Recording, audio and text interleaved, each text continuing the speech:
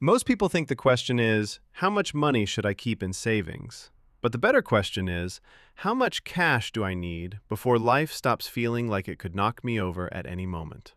Because savings is not really where most people build wealth. Savings is where you buy safety, breathing room, and time. And that is why this topic is more emotional than people admit. On the surface, it sounds like a simple number: 3 months, 6 months, $10,000, whatever rule you have heard before. But underneath that number is a much deeper question. How protected do you feel when something goes wrong? Because when your savings is too low, every normal inconvenience starts to feel like a financial emergency. By the end of this video, I want to help you think about savings in a way that feels simple, realistic, and less stressful. Not because there is one perfect number that works for everyone, but because there is a clear way to figure out what makes sense for your life. My name is John, and I try to keep money conversations honest, simple, and grounded in real life. This is not about pretending money is easy or acting like everyone can magically save thousands of dollars overnight. It is about understanding what savings is actually supposed to do for you. The biggest mistake people make with savings is thinking it is supposed to make them rich. And when you think that way, savings starts to feel disappointing. You look at a savings account earning a small amount of interest, then you compare it to the stock market, real estate, or some investment chart online, and it feels like your cash is just sitting there doing nothing. But that is the wrong comparison. Savings is not competing with your investments. It has a completely different job. Your investments are meant to grow your future. Your savings are meant to protect your present, and those are not the same thing. The money you invest is money you are willing to let move up and down over time. The money you keep in savings is money you want to be there when you need it, without drama, without waiting, without selling something at the wrong time, and without putting an emergency on a credit card because all your money is locked away somewhere else. That sounds simple, but emotionally, this is where people get stuck. Because saving money can feel boring. It does not give you the excitement of buying something new. It does not give you the same hope as investing. It does not make you feel like you are moving fast. Sometimes it can even feel like you are falling behind because everyone online is talking about building wealth, buying assets, starting businesses, investing aggressively, and making their money work harder. But here is the part nobody really explains. If you do not have enough savings, you may be forced to make worse financial decisions everywhere else. You might have to borrow money when something breaks. You might have to sell investments during a bad market.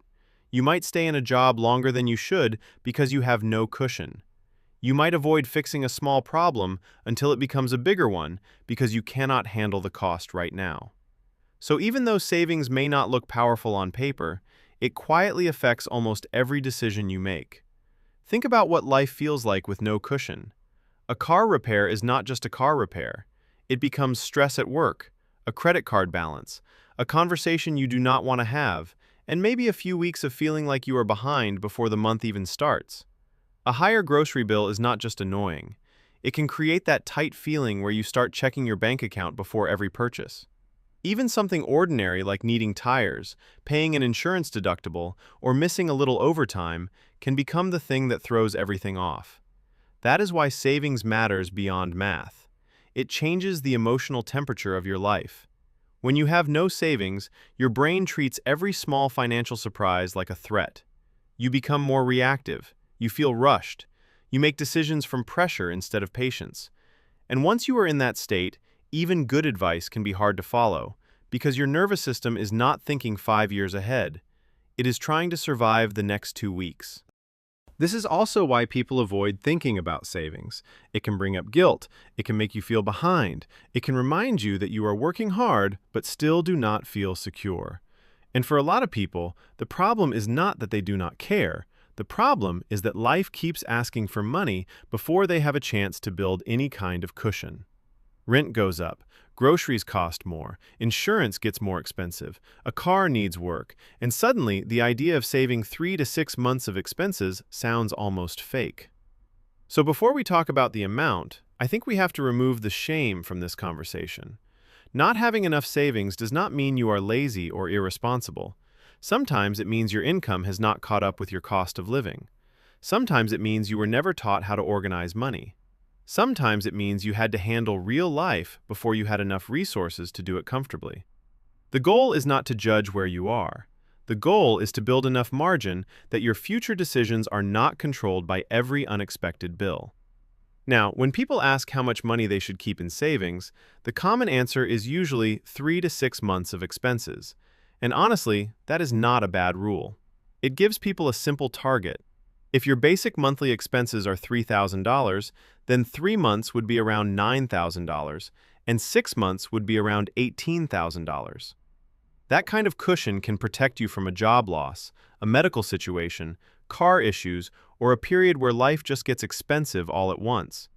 But this is where most people get it wrong. They hear 3 to 6 months and think that is the only answer. In reality, the right number depends on your risk. A single person living at home with steady income might not need the same cash cushion as someone with kids, a mortgage, an older car, inconsistent income, or family members depending on them.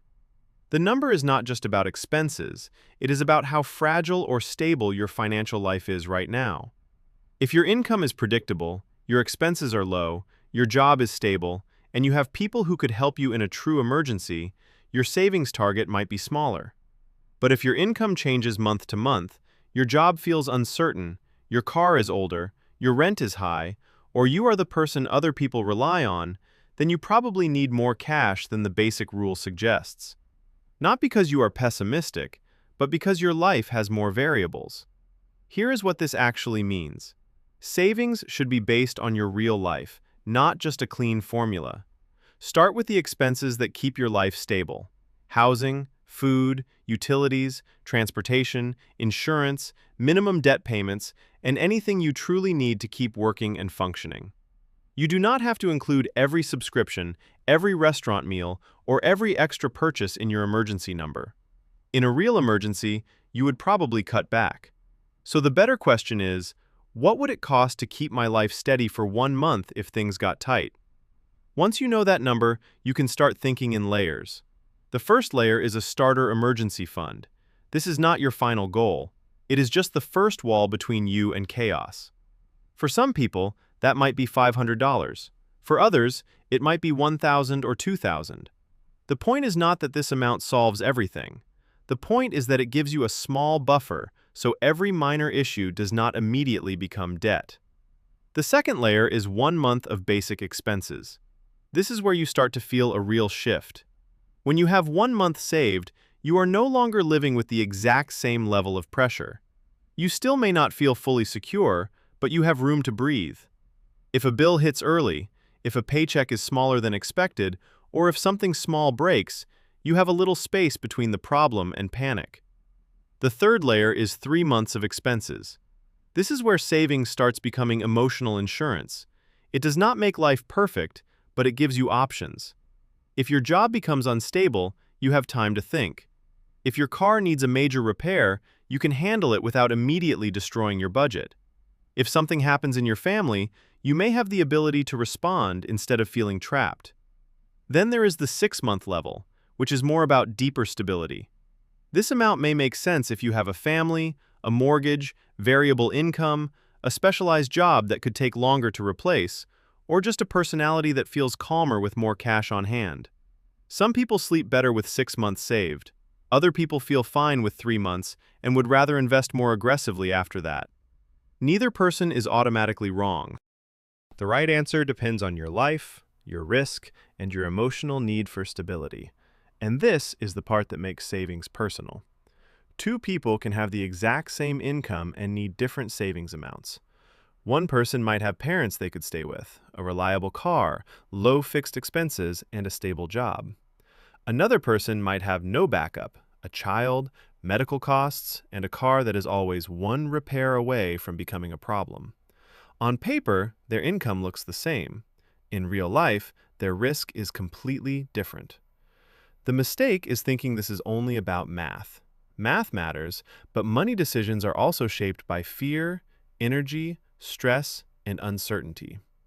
When you are tired after work, worried about bills, and trying to keep up with everything, your brain naturally wants relief now. That might mean spending money to feel better, avoiding your bank account, or telling yourself you will deal with it later. This is not because you are broken. It is because short-term pressure is loud and long-term stability is quiet. That is why building savings is usually not dramatic. It is small, repetitive, and sometimes frustrating. You might save $100, then something breaks and you have to use it.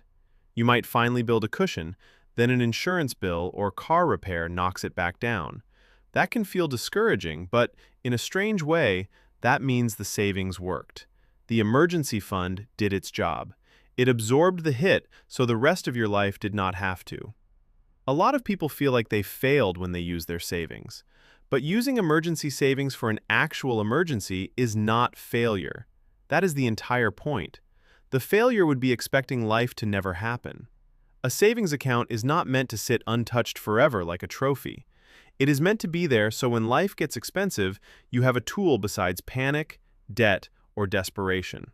Now, there is another side to this. You can also keep too much money in savings, and this is where the conversation gets more balanced. If you have years of cash sitting in a low-interest account while your long-term goals are being ignored, that can create a different kind of risk. Inflation can slowly reduce the buying power of that money. You may feel safe in the short term, but your future wealth may not be growing the way it needs to. So the goal is not to keep every extra dollar in savings forever. The goal is to keep enough cash to protect your life, then allow the rest of your money to work toward longer-term goals. Savings gives you stability. Investing gives you growth. Debt payoff gives you freedom from obligations. Each one has a role. Problems happen when we expect one bucket to do every job. For example, if you are saving for a house down payment you may need in the next year or two, that money probably should not be treated like long-term investing money. You may want it somewhere stable because the timing matters. But if you are saving for retirement decades from now, keeping all of that money in cash can hold you back. The timeline changes the strategy. Money you need soon should usually be safer. Money you do not need for a long time can usually afford more risk because it has time to recover. This is why asking, "How much should I keep in savings?" is really asking, "What job does this money have?" If the job is emergency protection, then it needs to be accessible and stable. If the job is a vacation next summer, it needs to be separate enough that you do not accidentally spend it. If the job is retirement, then savings alone probably is not enough. The same dollar cannot be emergency money, vacation money, and long-term wealth-building money all at once without creating confusion. One practical way to think about this is to separate your savings mentally, even if it is all at the same bank. You can have emergency money, short-term goal money, and regular checking money. The emergency money is not for random purchases. The short-term goal money is for things you already know are coming, and checking money is what runs your normal month. This kind of separation matters because when all your money sits in one big pile, it is easy to feel richer than you are and accidentally spend money that was supposed to protect you. Here is where psychology comes in again. Your brain needs clarity. If you open your account and see $5,000, it may feel like you have $5,000 available. But if $3,000 of that is your emergency fund, $1,000 is for car insurance, and $500 is for a repair you already know is coming, the real spending money is much lower. Without labels, your brain sees possibility. With labels, your brain sees responsibility. This does not mean you need a complicated system. In fact, simple usually works better. You might decide that your first goal is $1,000. Once that is done, you aim for 1 month of expenses. After that, you build toward 3 months. Then, depending on your life, you decide whether 6 months makes sense. This creates progress without making the final number feel impossible from the beginning. And if you are paying off high-interest debt, this gets a little more complicated. You may not want to stack a huge emergency fund while expensive debt is growing quickly in the background.